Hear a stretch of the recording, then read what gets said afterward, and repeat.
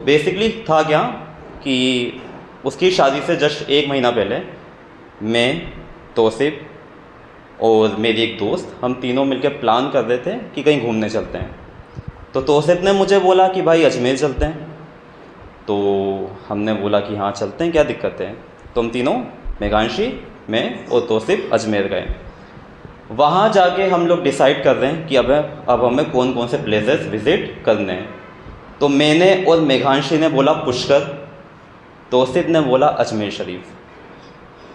हमने सोचा कि हाँ चलते, प्रॉब्लम क्या है। लेकिन भाई मेरे हाथ में है रुद्राक्ष और मेघांशी ने अपने हाथ में वो कलावा होता है लच्छा, वो बांध रखा है। हम लोग सही सलामत वापस तो आ जाएंगे ना। देन तौसिफ ने बोला कि डाउट में कि हाँ भाई आ जाओगे। तो हम फाइनली अजमेर शरीफ गए। अच्छा, मैं अजमेर सेकंड टाइम गया था। पहले टाइम जब मैं गया तो मैं 11th में था और मुझे अपनी इंग्लिश टीचर से प्यार हो गया था एंड शी वॉज मुस्लिम। तो मेरे कुछ फ्रेंड जो भी मुस्लिम थे उन्होंने तब सजेशन दिया कि भाई तू अजमेर शरीफ जा, वहाँ जाके मन्नत का धागा बांध तो तेरी मन्नत पूरी हो जाएगी। और मैंने उनकी बात पे यकीन कर लिया। मैं अजमेर शरीफ गया, वहाँ जाके धागा बांधा और मन्नत मांगी। उसके ठीक 1 महीने के बाद उनकी शादी होगी किसी वसीम से जी। तब आई वॉज लाइक कि यार मैंने ये मन्नत तो नहीं मांगी थी। फिर मैंने सोचा कि यार मैंने मन्नत बहुत धीरे मांगी थी, तो शायद मिसकम्युनिकेशन हो गया। उस दिन मुझे अजान के लाउड स्पीकर में होने का कॉन्सेप्ट समझ में आया। धीरे मिसकम्युनिकेशन हो सकता है। तो इस बार मैं सिर्फ तौसिफ का दिल रखने के लिए गया हूँ, क्योंकि मुझे सच्चाई पता है अभी।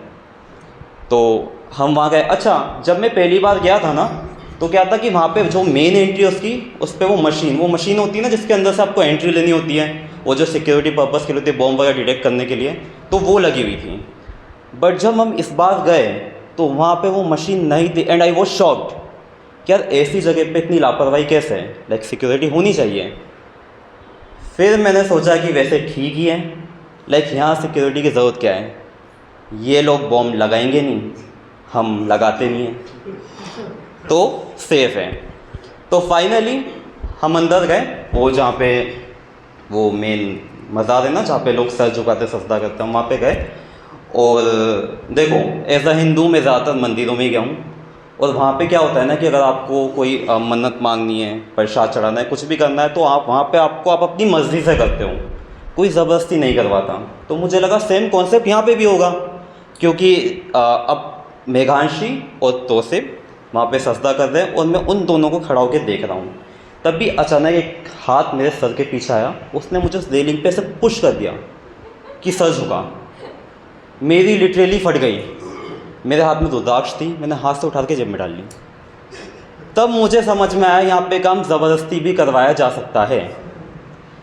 उसके बाद हम लोग फाइनली बाहर आए और बाहर आके मैंने तौसिफ से पूछा कि भाई अब तो बता दे कि तू कौन सी मन्नत मांगने आया था।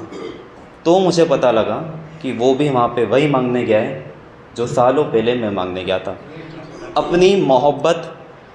जिसकी भी शादी, क्योंकि उसकी जो गर्लफ्रेंड है उसकी शादी भी अब किसी और से होने वाली है अक्टूबर में। तो जब उसने बताया कि वो भी वही मांगने गया है, तो मैं जानता था पूरी तो होनी है नहीं, क्योंकि उसने भी मन्नत धीरे ही मांगी है, स्पीकर में नहीं। तब मैंने कहा कि मोहब्बत पूरी नहीं होती खुद को आज़माने से, कि मोहब्बत पूरी नहीं होती खुद को आज़माने से, यार मिला नहीं करते दरगाह चादर चढ़ाने से। जब सारी बातें ही ख़त्म हो गई हो, जब सारी बातें ही ख़त्म हो गई हों, तो क्या करना फिर बातें बढ़ाने से। मोहब्बत पूरी नहीं होती खुद को आज़माने से, यार मिला नहीं करते दरगाह चादर चढ़ाने से।